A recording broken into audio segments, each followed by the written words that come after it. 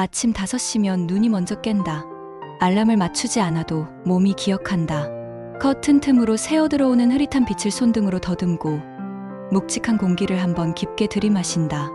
내 호흡이 고요한 방을 깨운다. 작은 방 한쪽 아들의 침대에서 잔숨이 들리고 나는 발바닥 전체로 바닥의 차가움을 확인하며 천천히 걸어간다. 이불 끝에 손가락을 걸어 올려주고 이마에 입을 댄다. 피부는 늘 따뜻해. 엄마라는 말이 내 혈관을 통해 흐르는 것 같다. 아이는 태어날 때부터 빛을 보지 못했다. 출산 직후 분홍색 울음 뒤로 들려오던 말들. 추가 검사가 필요합니다. 선천성 시신경 저형성인 것 같습니다. 은 병실의 조명을 갑자기 낮추는 스위치처럼 마음을 어둡게 했다. 나는 아이의 작은 손을 가슴팍에 얹었다. 심장과 심장이 닿으면 무엇이든 견딜 수 있을 것만 같았다. 그해 겨울, 나는 젖은 수건으로 창문에 맺힌 성에를 문지르며 자주 생각했다. 보이지 않는다는 건 무엇일까? 아이에게 세상은 소리와 촉감, 온도와 냄새로 먼저 다가오겠지. 그래서 내 목소리는 이 집의 첫 번째 가구가 되었다.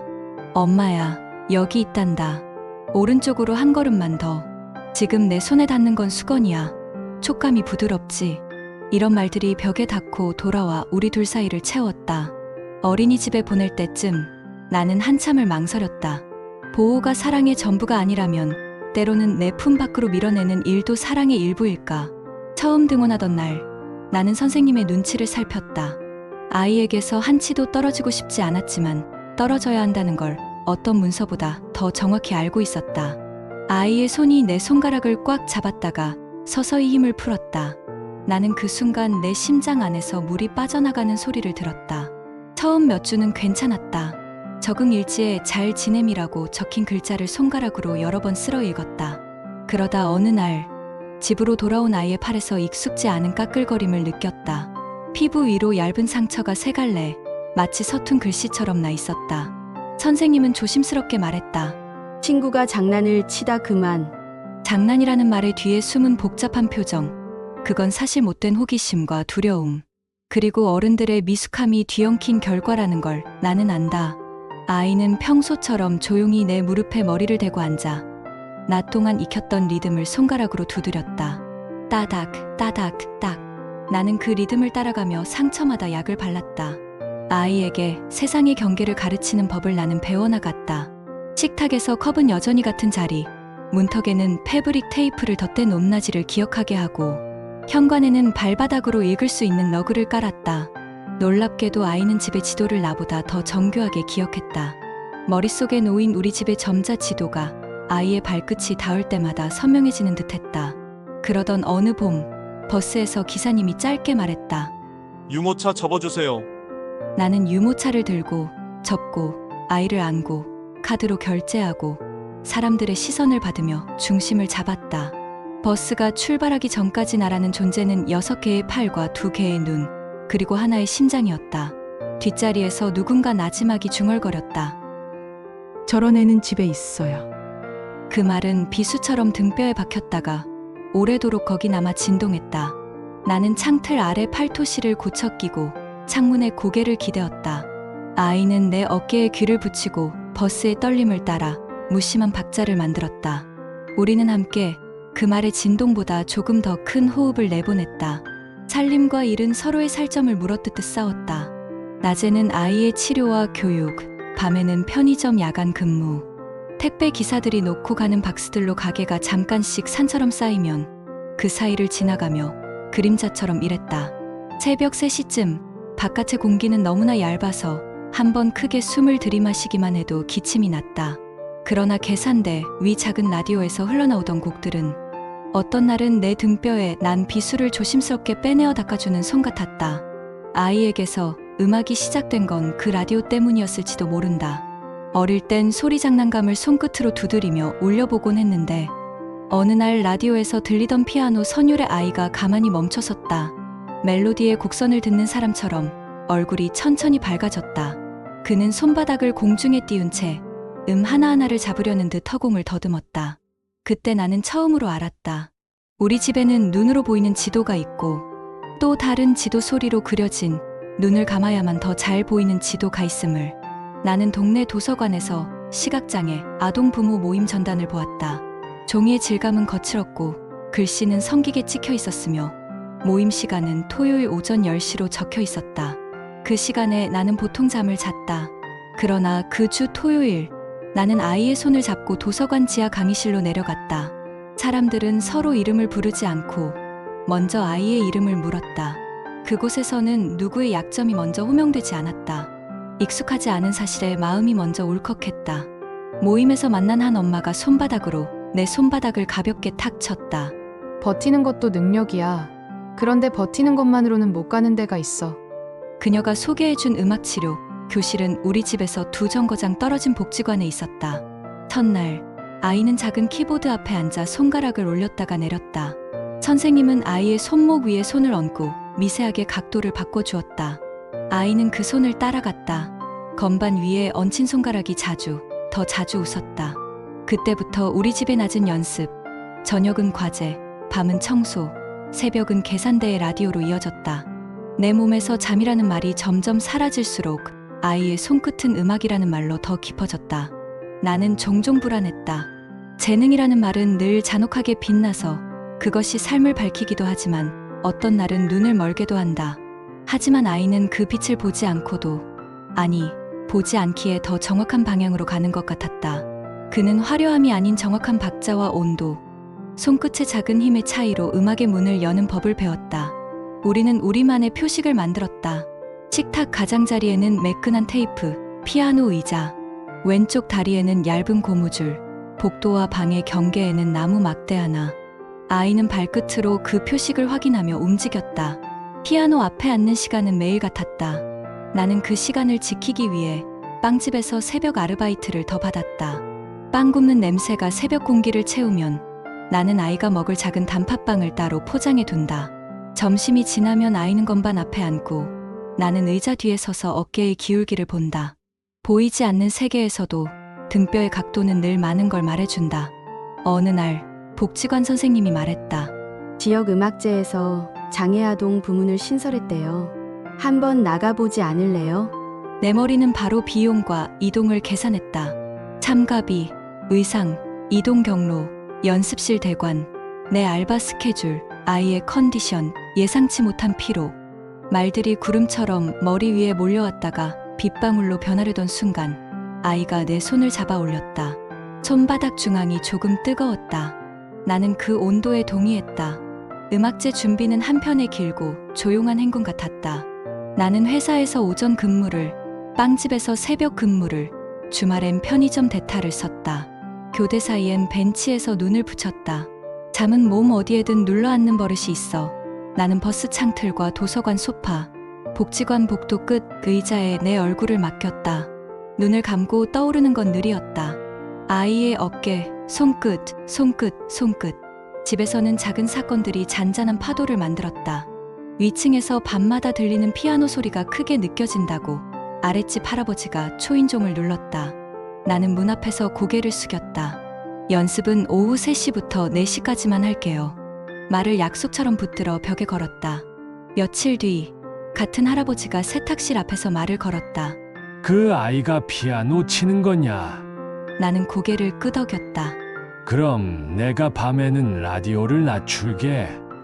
우리가 서로 양보한 것은 소리의 양이었지만 실은 삶의 결을 조금씩 맞추는 일이었다. 아이의 연습곡은 점점 길어졌다. 그가 좋아한 것은 단조의 느린 곡들이었다. 슬픈 거 좋아하니? 내가 묻자 아이는 잠깐 생각하더니 고개를 가로저었다. 엄마, 이건 슬픈 게 아니라 조용한 거야. 그 말이 나를 울렸다. 세상은 아이에게 많은 것을 슬픔으로 진단하지만 아이는 그중 일부를 자신의 언어로 다시 번역했다. 조용함. 그 단어는 그에게서 온 것이었다. 음악제 당일은 초봄의 끝자락이었다. 하늘은 맑고 바람은 얇았다. 공연장 입구에서 볼런티어가 팔찌를 채워주고 우리는 대기실로 들어갔다. 대기실엔 빛이 적당했다. 아이는 의자 가장자리에 앉아 손바닥을 무릎 위로 올렸다. 나는 그의 손등을 엄지손가락으로 문질렀다. 여기. 한 단어면 충분했다. 그는 내 엄지의 왕복 운동으로 진정했다. 무대 뒤에서 대기하며 나는 앞순서 아이들의 곡이 흘러나오는 걸 들었다. 피아노의 뚜껑이 부딪히는 작은 소리, 누군가의 신발이 바닥을 긁는 소리, 마이크 테스트 소리, 관객의 기침. 무대는 소리의 광장 같았다. 사회자가 이름을 불렀다. 아이의 이름을 발음하는 순간 내 허벅지 근육이 저절로 힘을 모았다. 나는 뒤로 한 걸음 물러서며 그가 혼자 걸어갈 수 있도록 길을 비켰다. 그는 준비된 안내의 손을 따라 무대 중앙으로 향했다. 발 앞에 놓인 표식, 우리가 집에서 수없이 연습했던 그 폭과 높이를 그는 발바닥으로 읽었다. 의자에 앉고 등을 세우고 손을 올렸다. 첫 음이 떨어지자 나는 숨을 길게 내쉬었다. 음악은 방금 전까지의 모든 소음을 조심스럽게 걷어냈다. 건반 하나하나가 무릎 위에서 쌀알처럼 흩어졌다가 모였다. 아이는 눈앞에 보이지 않는 악보를 따라가듯 어깨와 손목을 아주 조금씩 풀었다. 곡의 중간, 조용함의 한가운데로 들어가는 부분에서 나는 아이의 오른손 검지가 아주 약간 떨리는 것을 보았다. 그것은 긴장이 아니라 감각의 미세한 조정이었다. 그 떨림을 타고 음이 얇아졌다가 다시 굵어졌다. 나는 그 순간 아이가 세상을 만지는 방식을 보았다. 그는 보지 않지만 만졌다. 소리로, 공기의 밀도로, 관객의 침묵의 무게로. 곡이 끝났을 때 객석에서는 빠르게 숨을 들이쉬는 소리가 먼저 났다. 그 뒤로 박수가 쏟아졌다. 아이는 고개를 살짝 숙였고 사회자의 목소리가 다시 흘렀다. 무대 뒤로 돌아온 아이는 내가 앞에 있는지 확인하려는 듯 두 손을 앞으로 내밀었다. 나는 그 손을 잡았고 그 온도가 전해져 왔다. 엄마, 아이가 작은 목소리로 말했다. 내가 웃으며 대꾸했다. 들었어. 그게 전부였다. 그날의 언어는 더 이상 필요하지 않았다. 그날 밤 우리는 치킨집에서 작은 축하를 했다. 나는 맥주를 한 모금 마시고 오래간만에 어깨를 풀었다. 아이는 닭다리를 천천히 뜯으며 방울토마토를 하나씩 씹었다. 식당 TV에서는 축구 중계가 흘렀고 주변에 소음이 모여 기분 좋은 웅성거림이 됐다. 집으로 돌아와 불을 끄고 누웠을 때 나는 아이에게 물었다. 무대는 어떤 느낌이었어? 아이가 잠깐 생각하더니 말했다. 엄마가 숨 들이마실 때 제일 가까워. 그 말은 오래도록 내 복부 깊은 곳에서 울렸다. 음악제 뒤로 우리의 일상은 극적으로 변하지 않았다. 여전히 나는 새벽 공장을 지나 빵집으로, 오전에는 사무실로, 오후에는 복지관으로, 저녁이면 발바닥에 약을 바르고 아이의 어깨를 주무른다. 그러나 어떤 것들은 분명 달라졌다. 이웃의 인사가 조금 더 길어졌고, 버스 기사님이 내리는 정류장을 2번 확인해 주었고, 편의점의 단골 할머니가 어제 TV 봤다. 고 말하며 과자를 하나 쥐어주었다. 아이는 여전히 조용함을 사랑하고 그 조용함 안에 더 다양한 언어가 있다는 것을 나는 배운다. 가끔 나는 아이를 안고 처음 집에 돌아왔던 날을 떠올린다. 좁은 거실, 설거지통에 가득한 젖병, 바닥에 널린 손수건들, 불안과 사랑이 뒤섞여 손에 잡히던 시간들. 그때의 나는 내일을 상상하지 않았다. 상상하는 대신 버텼다. 그러나 오늘의 나는 안다. 버티는 것만으로는 못 가는 곳이 있고 우리가 가야 할 곳은 버팀의 끝에서 한 발짝 더 나아가야 닿는 자리라는 걸. 아이와 내가 함께 만든 표식들은 집 안에만 있지 않다.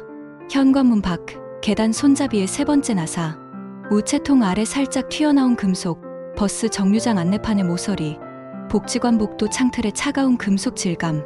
그 모든 곳에 우리의 길이 있다. 그리고 그 길은 누군가에게는 보이지 않는 지도가 되겠지만 우리에게는 가장 정확한 안내문이다. 어느 비 오는 날 우리는 우산을 쓰지 않고 잠깐 빗속에 섰다. 아이가 손바닥을 펼쳐 비를 받았다. 빗방울 하나하나가 송금 사이를 따라 흘러내렸다. 아이가 물었다. 이건 어떤 소리야? 나는 그 질문의 안쪽까지 걸어 들어가 대답했다. 젖은 흙이 숨 쉬는 소리. 아이는 고개를 끄덕였다. 그날 밤 그는 새로운 곡의 첫 소절을 만들었다. 비와 흙과 고요가 섞인 아주 낮은 선율. 나는 그것이 우리의 앞으로의 계절들을 모두 견디게 해줄 약속이라고 느꼈다. 미래를 말하라는 질문을 받으면 나는 예전엔 대답을 피했다. 그러나 요즘은 조금 다르게 말한다. 아이는 음악을 계속할 것이다. 무대의 크기나 환호의 양은 중요하지 않다. 중요한 건 아이의 손끝이 세상을 만지는 방식이 더 정확해지는 것. 내가 그 옆에서 필요한 만큼만 말하고 나머지는 조용히 지켜보는 것. 나는 여전히 새벽에 눈을 뜨고 빵집 문을 열고 카운터에 서고 점심에 집으로 돌아와 아이의 엎드린 등을 펴주고 오후엔 건반에 먼지를 털고 밤이면 아이의 발바닥에 크림을 바른다. 행복은 때로 이렇게 구체적인 동작들의 연쇄로 찾아온다. 크고 번쩍이는 사건이 아닌 하루하루의 정확한 제스처들. 음악제에서 받은 작은 상패가 책장 위에 놓여 있다. 먼지가 쌓이지 않게 이틀에 한 번 닦는다. 닦는 동안 나는 그 표면에 비치는 낡은 나와 아이의 그림자를 본다. 그 그림자는 늘 길이가 다르다. 어떤 날은 내가 길고 어떤 날은 아이가 길다. 중요한 건 그 그림자들이 같은 방향으로 뻗어 있다는 것이다. 우리는 같은 곳을 본다. 아니, 나는 본다. 아이는 듣는다. 그러나 결국 닿는 자리, 찾아가는 온도는 하나다. 어느 저녁, 전기장판 위에서 아이가 낮잠을 자고 나는 창가에 기대 노트를 펼쳤다. 노트 첫 장에 오래전 흔들리는 글씨로 적혀 있었다. 엄마야, 여기 있단다. 그 문장을 손톱으로 가볍게 긁자 잉크의 거친 감촉이 살아났다. 나는 그 아래에 새로 적었다. 그리고 우리는 앞으로도 여기 있을 거야. 내가 가고 싶은 곳으로, 내가 듣고 싶은 소리로. 밤이 깊어지면 거실의 공기는 더 투명해진다. 냉장고의 낮은 윙, 아파트 복도에 멀어지는 발자국, 어딘가에서 아주 작게 울리는 풍경 소리. 그 사이에서 아이가 몸을 뒤척이고 다시 호흡을 고르게 맞춘다. 나는 불을 끄고 그의 손을 내 손에 맞춘다. 송금과 송금이 겹치면 내일의 지도가 조금 더 선명해지는 기분이 든다. 행복이란 무엇일까? 예전에 나는 화려한 단어를 떠올렸을 것이다. 그러나 이제 나는 이렇게 답한다. 한 사람이 다른 사람의 속도를 배우는 일, 어둠의 속도를, 조용함의 속도를, 그리고 서로의 손끝이 닿는 시간을 기억하는 일. 우리는 지금 그 속도로 간다. 빠르지 않지만 결코 느리지도 않은 우리만의 정밀한 속도로. 그 속도에서 나는 매일 조금씩 웃는다. 씻은 유리잔의 맑은 만큼 작고 잘 마른 수건의 포근한 만큼 정확한 웃음. 내일도 새벽 5시면 눈이 먼저 깰 것이다. 나는 커튼 틈을 손끝으로 벌려 공기의 온도를 확인하고 아이의 이마에 입을 댈 것이다. 그리고 조용히 말할 것이다. 여기. 그 한 단어로 시작된 하루는 때로 힘겹고 때로 평온하며 아주 조금씩 앞으로 나아간다. 그 길의 끝에 무엇이 있을지 나는 모른다. 다만 확실한 것 하나, 우리가 서로의 표식이 되어준다는 사실. 그래서 우리는 보이지 않아도 늘 정확하게 찾는다. 서로를. 그리고 우리가 행복이라 부르기로 한 그 조용한 온도를. 구독과 좋아요는 영상 제작에 힘이 됩니다. 감사합니다.